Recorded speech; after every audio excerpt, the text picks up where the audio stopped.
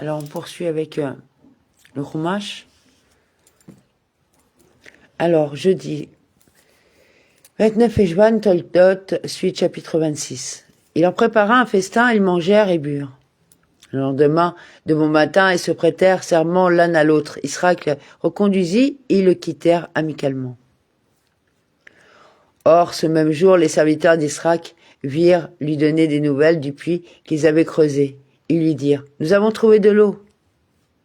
Il le nomma Shiba. De là, cette ville s'est nommée Beersheba, nom qu'elle porte encore. Shiba, à cause de l'alliance, laquelle est toujours accompagnée d'un serment Shevoua. Ésaü, âgé de 40 ans, prit pour femme Judith, fille de Béhéri, le Réthène, et Basémat, fille d'Élon, le Réthéen.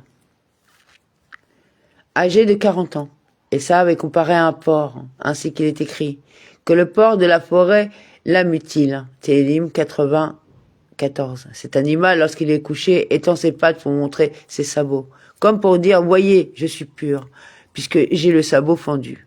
Il en va de même des princes des Saves.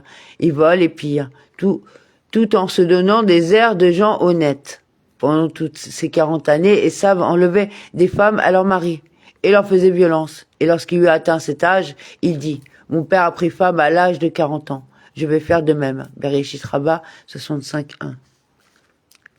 Elles furent une amère affliction pour Israël et pour Rebecca.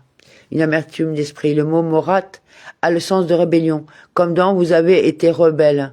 Mamrim, Devarim 9.24. Toute leur action était cause de courroux et de chagrin.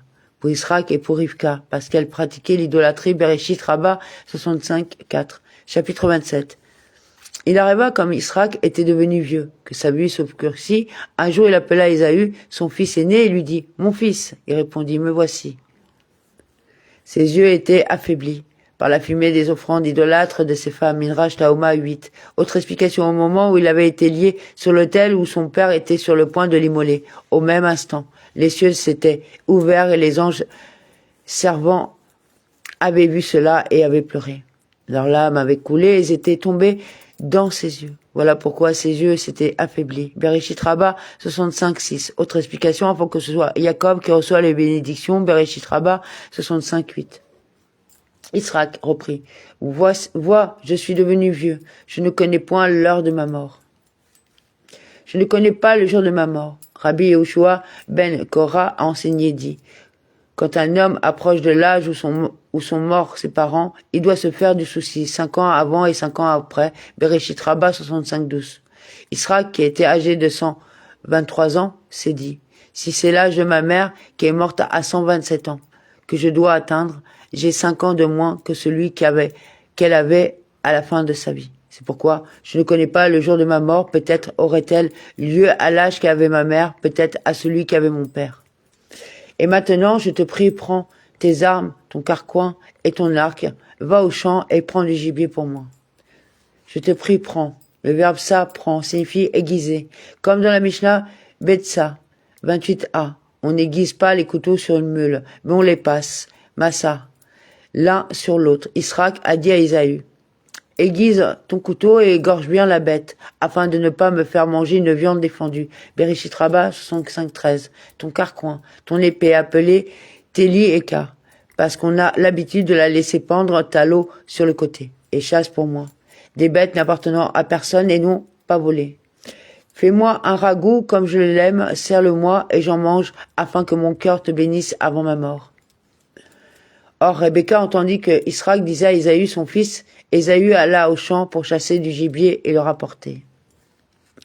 Pour chasser du gibier, pour l'apporter. Pourquoi? C'est pour l'apporter. S'il n'en trouve pas à la chasse, il lui en apportera qu'il a volé. Cependant, Rebecca dit à Jacob son fils, écoute, j'ai entendu ton père parler ainsi à Ésaü ton frère. Apporte-moi du gibier et apprête-moi un ragoût que je mangerai et je te bénirai devant le Seigneur avant de mourir. Devant Hachem, avec son assentiment, car il me donnera son accord. Et maintenant, mon fils, sois docile à ma voix sur ce que je vais t'ordonner. Va au menu bétail et prends-moi 2 beaux chevreaux, et j'en ferai pour ton père un ragoût tel qu'il aime. Et prends-moi littéralement, prends de ce qui est à moi. Ils m'appartiennent et ils ne sont donc pas volés. Israël avait stipulé dans leur contrat de mariage qu'elle aurait le droit de prendre chaque jour 2 chevreaux Bereshit Rabba 65-14.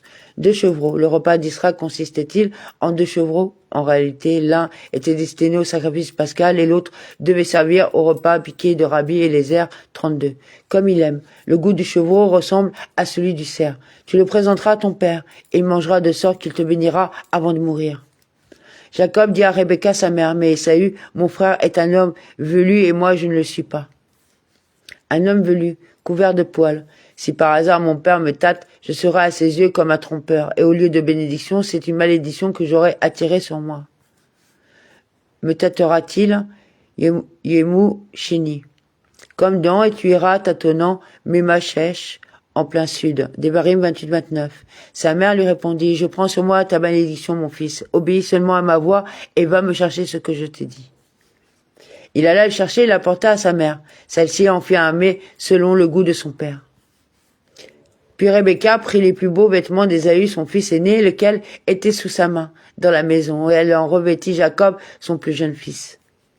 Les beaux, littéralement les enviables, les propres selon le Targum. Autre explication Bereshit Rabba 65-16, que Esav avait pris par envie chez Nimrod, un chasseur comme lui, Supra 19, qui était chez elle à la maison. N'avait-il pas plusieurs femmes? Pourquoi les confie-t-il à sa mère? Parce qu'il connaissait leur mauvaise conduite et se méfiait d'elles, craignant qu'elles ne les volent. Bereshit Rabba 65-16. De la peau des chevreaux, elles n'envoient pas ses mains et la surface lisse de son cou.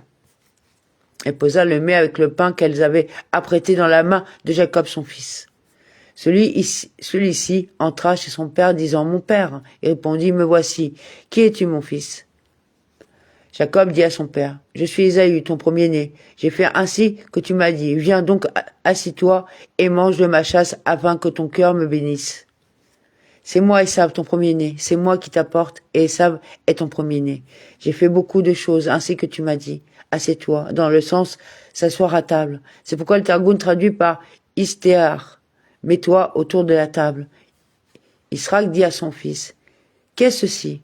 Tu as été prompte à faire capture, mon fils. » Il répondit, « C'est que l'Éternel, ton Dieu, m'a donné bonne chance. » Israël dit à Jacob, « Approche que je te tâte, mon fils, pour savoir si tu es mon fils Ésaü ou non. » Approche donc que je te tâte. Israël s'est dit en lui-même, il n'est pas dans les habitudes des sables d'avoir à la bouche le nom de Dieu. Or, celui-ci vient de dire, c'est que Hachem, ton Dieu, m'a donné une bonne chance. Bereshit Rabba 65-19.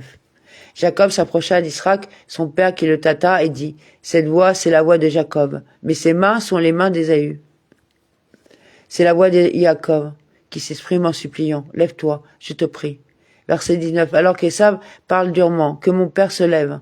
Verset 31. Il ne le reconnut point, parce que ses mains étaient velues comme celles d'Ésaü son frère, et il le bénit. Il dit encore, tu es bien mon fils Ésaü? Il répondit, je le suis. Il dit, c'est moi. Il n'a pas répondu, c'est moi Ésav, mais c'est moi.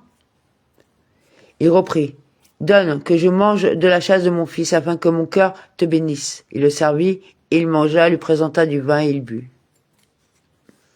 Israël, son père, lui dit, approche, je te prie, et embrasse-moi, mon fils. Il s'approcha, il embrassera Israël, aspira l'odeur de ses vêtements. Il le bénit et dit, voyez, le parfum de mon fils est comme le parfum d'une terre favorisée du Seigneur. Il respira. N'existe-t-il pas pire odeur que celle du poil des chèvres? C'est pour nous enseigner qu'est entrée avec lui l'odeur du jardin d'Éden, Bereshit Rabba 65-22, comme l'odeur d'un champ qu'a béni Hachem. Dieu y a mis l'odeur agréable, celle d'un champ de pommier, comme l'ont expliqué nos rabbins de mémoire bénie, Ta'anit 29b. Amen.